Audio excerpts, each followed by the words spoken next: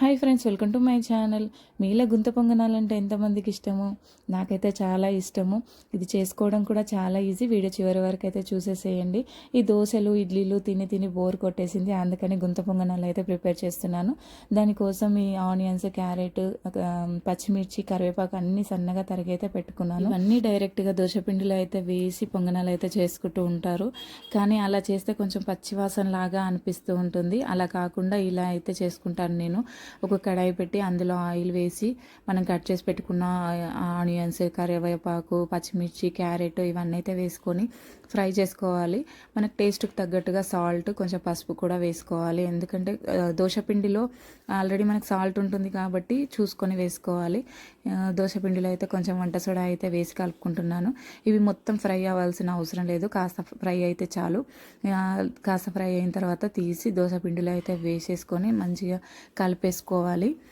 మనకి దోశపిండే కావాలి ఖచ్చితంగా పొంగనాలు చేసుకోవడానికి అలా అని ఏం లేదు. మనకు ఇడ్లీ పిండి మిగిలిపోయినా కూడా సేమ్ ఇదే ప్రాసెస్లో అయితే చేసుకోవచ్చు పొంగనాలు.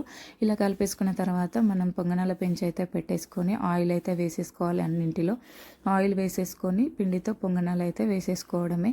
పొంగనాలు ఎప్పుడైనా హై ఫ్లేమ్లో పెట్టి అయితే కాల్చకూడదండి. హై ఫ్లేమ్లో పెట్టేసరికి తొందరగా పైన కాలుతుంది, లోపల పిండి పిండి అలానే ఉంటుంది. మీడియంలో కూడా వద్దు, సిమ్లో పెట్టి మంచిగా మూత పెట్టేసి బాగా ఉడకనివ్వాలి. మంచిగా కాలుతుంది, మంచిగా ఫ్రై అవుతాయి. ఇలా ఫ్రై అయిన తర్వాత రెండో వైపు కూడా తిప్పేసుకొని ఒక 1 మినిట్ 2 మినిట్స్ అలా మూత పెట్టి కాల్చేసిన తర్వాత తీసేసుకోవడమే. గుంత పొంగనాల గురించి అందరికీ తెలుసు అనుకున్నాను, కానీ తెలియని వాళ్ళు కూడా ఉన్నారండి.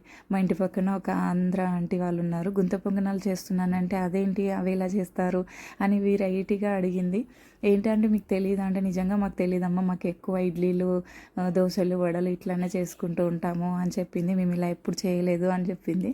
మేము ఇలా చాలా చేసుకుంటాము, అంటే ఎక్కువసార్లు చేసుకుంటాం, ఈజీ కూడా, ఇలా చేస్తాము అని అయితే చెప్పాను. నిజంగా తెలియని వాళ్ళు కూడా ఉంటారా అనుకున్నాను నేనైతే. ఇక్కడ దోశ ఎందుకు వేస్తున్నానంటే మా పిల్లలు ఇంకా పొంగనాలు తినరు, అందుకే వాళ్ళకైతే దోశ అయితే వేసిస్తున్నాను. పల్లి చట్నీ అండి. దోశకి మనం పల్లి చట్నీ వేసుకుంటాం కదా, పొంగనాలకు కూడా పల్లి చట్నీ కాంబినేషన్ చాలా బాగుంటుంది. ఇంకా పొంగనాలు అయితే మావి చాలా బాగా వచ్చాయి, మస్తు టేస్టీగా అయితే వచ్చాయి. డైరెక్ట్గా మనం చట్నీ లేకపోయినా డైరెక్ట్గా అలానే తినొచ్చు, అంత టేస్టీగా అయితే ఉంటాయి పొంగనాలు. మీరు కూడా ఒకసారి నేను చెప్పినట్టుగా అది డైరెక్ట్గా ఇంగ్రీడియంట్స్ అలానే పిండిలో కలపకుండా ఇలా కొంచెం ఫ్రై చేసి చూడండి పొంగనాలు. దానికి దీనికి డిఫరెన్స్ అనేది మీకు తెలుస్తుంది. మంచిగా వచ్చాయి అసలు, మన లోపల కూడా మంచిగా ఉడికింది పొంగనాలు అనేది. మస్తు టేస్టీగా అయితే వచ్చాయి. మీరు కూడా ఒకసారి ఇలా ట్రై చేయండి. వీడియో నచ్చిందని అనుకుంటున్నాను. లైక్ చేయండి, ఎలా ఉందో కామెంట్ చేయడం మాత్రం మర్చిపోకండి.